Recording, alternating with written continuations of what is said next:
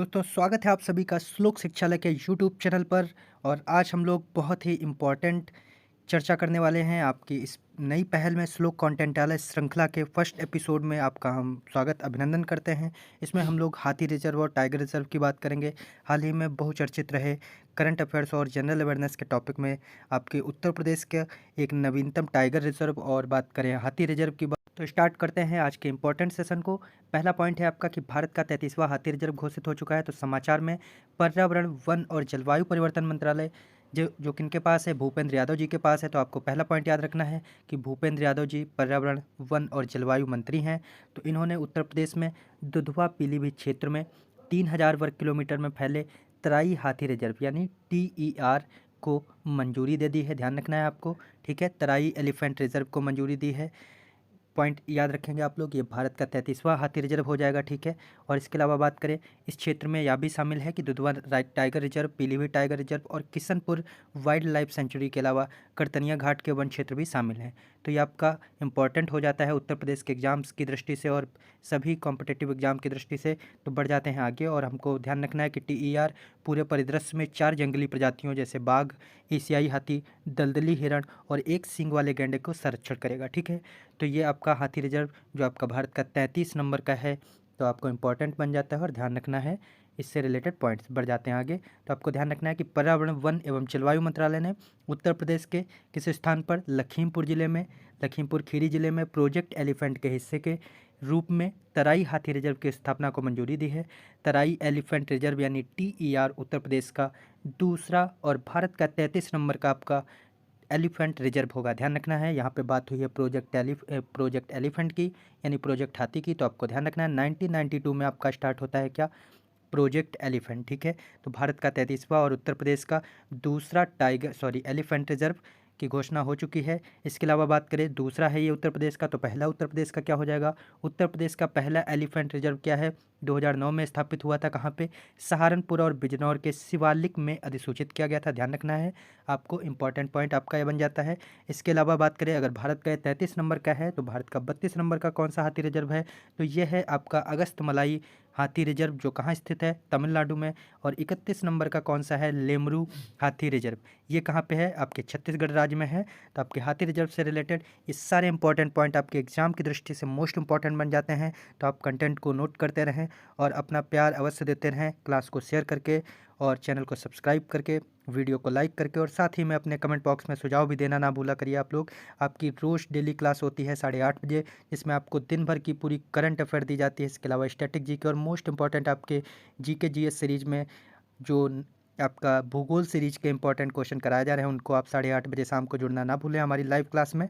तो बढ़ जाते हैं आज के इस इंपॉर्टेंट सेशन के अगली स्लाइड पे। तो आप देख लेते हैं कि भारत में हाथी परियोजना, जो हम लोगों ने देखा था कि हाथी प्रोजेक्ट या हाथी परियोजना की स्टार्ट कब होता है, तो 1992 में। आपके एग्जाम में बहुत पूछा जाता है ये क्वेश्चन। इसके अलावा बात करें, जो आपका देश का पहला हाथी रिजर्व है, ठीक है। जितने भी पॉइंट बनेंगे आज हाथी रिजर्व और टाइगर रिजर्व से रिलेटेड, हम लोग सबका डिस्कशन बहुत ही अच्छे तरीके से करने वाले हैं। देश का पहला जो हाथी रिजर्व है वो उसका नाम क्या है, सिंहभूम हाथी रिजर्व, ठीक है। क्या नाम है, सिंहभूम हाथी रिजर्व। और ये 2001 में इसी प्रोजेक्ट यानी हाथी प्रोजेक्ट के जो 1992 में स्टार्ट होता है, इसके तहत इसको बनाया गया था। तो आपको ध्यान रखना है, सिंहभूम हाथी रिजर्व ये आपका देश का पहला हाथी रिजर्व है, ठीक है। इसके अलावा बात करें 32 नंबर की, हम लोगों ने पॉइंट की चर्चा कर ही ली थी कि अगस्तमलाई हाथी रिजर्व जो तमिलनाडु में स्थित है वो 32 नंबर का है, जबकि 33 नंबर का घोषणा हो चुकी है जिस पर हम लोग चर्चा कर रहे हैं। तो यहाँ से आपको पॉइंट याद रखना है कि सिंहभूम हाथी रिजर्व भारत का सबसे बड़ा हाथी रिजर्व है। तो ये भी इंपॉर्टेंट हो जाता है, ठीक है। इसके अलावा हाथी दिवस की बात करें तो मोस्ट इंपॉर्टेंट, ये 12 अगस्त को हाथी दिवस आपके हाथी दिवस मनाया जाता है, ठीक है।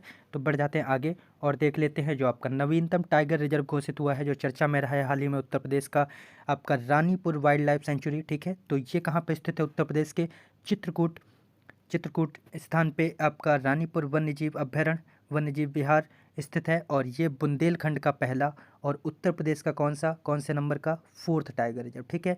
मोस्ट इंपॉर्टेंट पॉइंट है क्योंकि आपके उत्तर प्रदेश में 3 पहले से ही टाइगर रिजर्व अवस्थित हैं, जबकि चौथा टाइगर रिजर्व की बात करें तो चौथा टाइगर रिजर्व की घोषणा कर दी गई है।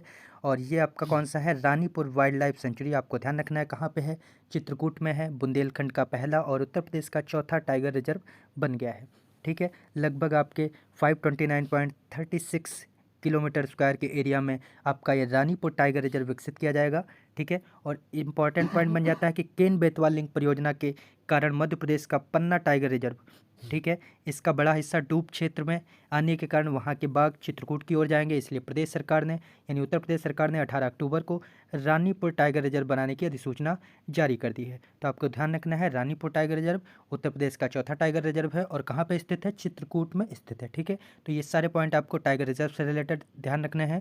बढ़ जाते हैं आगे की ओर और इम्पॉर्टेंट पॉइंट को टाइगर रिजर्व से रिलेटेड समझ लेते हैं फटाफट। तो टाइगर रिजर्व की बात करें तो पहला आपका टाइगर रिजर्व उत्तर प्रदेश का कौन सा है, दुधवा टाइगर रिजर्व। इसकी स्थापना होती है 1987 में लखीमपुर खीरी में, ठीक है। दूसरे की बात करें तो आपका अमनगढ़ टाइगर रिजर्व हो जाता है और 2012 में इसकी स्थापना होती है कहाँ पे, बिजनौर जिले में। इसके अलावा तीसरा आपका पीलीभीत टाइगर रिजर्व 2014 शाहजहाँपुर के आसपास के क्षेत्रों में हो जाता है, ठीक है। तो आपके 3 tiger reserve already Uttar Pradesh में अवस्थित हैं। चौथा जो आपका नवीनतम बना है उसका क्या नाम है, ये इंपॉर्टेंट बन जाता है रानीपुर वाइल्ड लाइफ सेंचुरी और ये कहाँ पे स्थित है, चित्रकूट में, लगभग 630 किलोमीटर स्क्वायर के क्षेत्रफल में। तो आपको ये सारे पॉइंट याद रखने हैं। तो उत्तर प्रदेश में बात करें 3 आपके जू हैं, 3 चिड़ियाघर हैं और 14 आपके पक्षी विहार हैं। तो ये सारे पॉइंट आप लोग नोट करते रहेंगे। उम्मीद है आपको सेशन पसंद आ रहा होगा। आप लोग सेशन को लाइक ज़रूर करते रहें और शेयर तो अवश्य ही कर दें। तो बढ़ जाते हैं आगे, हम लोग इन्वायरमेंट से रिलेटेड, ईवीएस से रिलेटेड मोस्ट इंपॉर्टेंट को पढ़ लेते हैं फटाफट जल्दी से। तो आपका इंपॉर्टेंट बन जाता है, आप लोग स्क्रीनशॉट या नोट जरूर करते रहें। भारत वन अधिनियम हो जाता है 1927 में, ठीक है। 1927 में भारत वन अधिनियम आता है। बात करें भारतीय वन्य जीव संरक्षण अधिनियम की तो ये आपको डिजिट चेंज कर देनी है, 1972 कर देना है, ठीक है। भारतीय वन्य जीव संरक्षण अधिनियम कब आता है, 1972 में आता है। बात करें वन संरक्षण अधिनियम की तो 1980 का हो जाता है, 1980 का। और पर्यावरण संरक्षण अधिनियम आपका 1986 का हो जाता है, ठीक है। इसके अलावा बात करें आपका UNEP तो UNEP यानी कि यूनाइटेड नेशनल इन्वायरमेंट प्रोग्राम, इसका मुख्यालय कहाँ पे है, केन्या नैरोबी में है और इसकी स्थापना कब होती है, 1972 में, ठीक है। ये सारे पॉइंट्स आप लोग नोट करेंगे। जैव विविधता अधिनियम की बात करें तो 2002 में स्टार्ट होता है और आपको पता होगा जैव विविधता दिवस कब मनाया जाता है, तो आपका 22 मई को मनाया जाता है। तो सारे पॉइंट आप लोग नोट करते रहेंगे। विश्व पर्यावरण दिवस आप सभी को पता है 5 जून को मनाया जाता है। पूछा जाता है कि सर्वप्रथम कब मनाया गया था विश्व पर्यावरण दिवस, तो आप लोगों को क्या बताना है, 1973, ठीक है।